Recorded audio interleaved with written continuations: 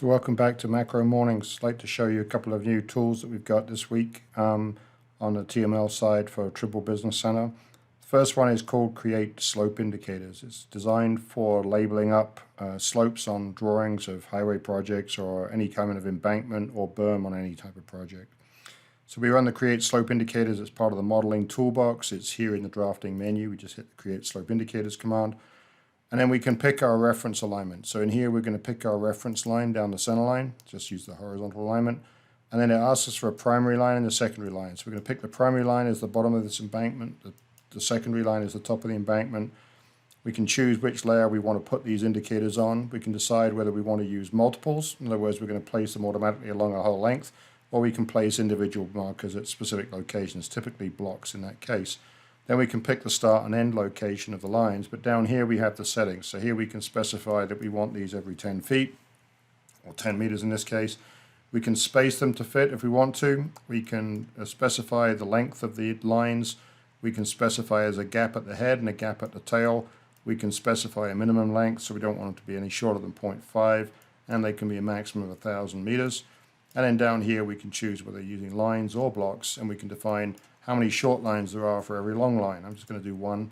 And then the small tick length, we can make it a percentage of the total length. So we can say it's 35%, for example. Now we can pick the start and end point. So in here, we just pick the start point, and dynamically we get the linking through here. We can actually scroll down here and see what we're going to get before we actually commit it. So we can say, okay, we like that, or we can go back and change this and make it a smaller setting, or add more tick marks in between, or whatever you might want to do. That's the first line.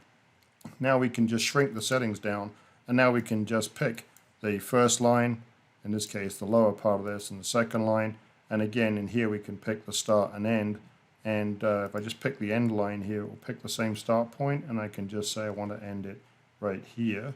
Now in the settings section down here, you can choose whether you want to adjust the spacings to fit or not. That will change the length, the dividers between the points if you want to make them fit, but if you want to just run it like this, you can just run it and say finish right there, and that now draws you the slope indicators over that line. Then you can just pick the next two lines over here, this one, and now you can pick the start and end locations for that set that you want to do. So very quickly now we can label up slopes on a road project or a highways project and get pretty nice finished drawings out of here. So now we can just pick the next set of lines. So we're going to pick this one, and again we can say we want to start it down here, same position again. So we're going to start it at this point, and we're going to end it down here somewhere and drop it in right here.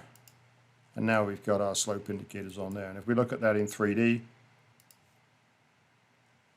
go find that area here, it's right here. Now you can see that they're all 3D lines as well. So you can actually get nice three-dimensional visualization of the surface as well as perfect labeling of the job using line markers. The alternative to using line markers is to use blocks. So in this case, we would go to the bottom of the settings area here and say we're going to switch it from lines to blocks. And then here we can pick the block that we want to use. And you can load as many different types of blocks that you might want for doing different types of labels here. I'm just going to use Tadpole 1. And then when you're doing blocks, you might want a spacing which is larger than the line spacing, maybe every 25 meters in this case. In this case, you typically might want to space them to fit. In other words, if you pick a length of road that is not an even multiple of 25 meters, then you can basically adjust it so it kind of rounds it up for you, so it gives them a constant spacing and no gaps at the ends. Then you can specify the length of the blocks. So typically you might want them maybe 90% of the length of the line between the top and bottom of embankment.